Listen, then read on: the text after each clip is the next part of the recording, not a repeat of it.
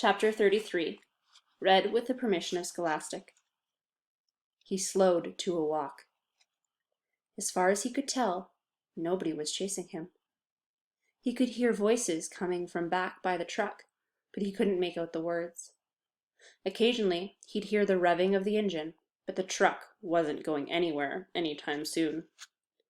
He headed in what he thought was the direction of Big Thumb, but he couldn't see it through the haze. Walking helped calm him down and allowed him to think clearly. He doubted he could make it to Big Thumb, and with no water in his canteen, he didn't want to risk his life on the hope that he'd find refuge there. He'd have to return to camp. He knew that, but he was in no hurry. It would be better to return later, after everyone had the chance to calm down. And as long as he'd come this far, he might as well look for Zero. He decided he would walk as long as he could until he was too weak to go any further. Then he'd turn around and go back. He smiled as he realized that wouldn't quite work. He would only go halfway as far as he thought he could go, so that he'd still have the strength to return. Then he'd have to make a deal with the warden, tell her where he found Kate Barlow's lipstick tube, and beg for mercy. He was surprised by how far the holes extended. He couldn't even see the camp compound anymore, but he still kept passing holes. Just when he thought he'd passed the last of them, he'd come across another cluster, a little further away. Back at the compound, they had dug in a systematic order, row upon row, allowing space for the water truck. But out here, there was no system. It was as if every once in a while, in a fit of frustration, the warden would just pick a spot, random, and say, "What the heck, dig here." It was like trying to guess the winning numbers in the lottery. Stanley found himself looking into each hole he passed. He didn't admit to himself what he was looking for.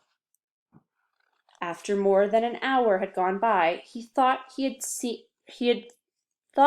had surely seen the last hole, but then off to the left he saw another cluster of them. He didn't actually see the holes. He just saw the mounds of dirt that surrounded them. He stepped over the mounds and looked into the first hole. His heart stopped. Down at the bottom was a family of yellow spotted lizards.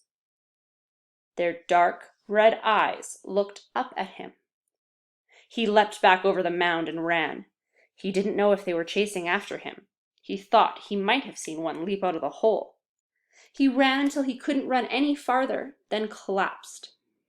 They hadn't come after him. He sat there a while and caught his breath. As he got back to his feet, he thought he noticed something on the ground, maybe 50 yards away. It didn't look like much, maybe just a big rock, in a bland of nothingness. Any little thing seemed unusual. He walked slowly towards it. The encounter with the lizards made him very cautious. It turned out to be an empty sack of sunflower seeds. He wondered if it was the same one Magnet had stolen from Mr. Sir, although that didn't seem likely.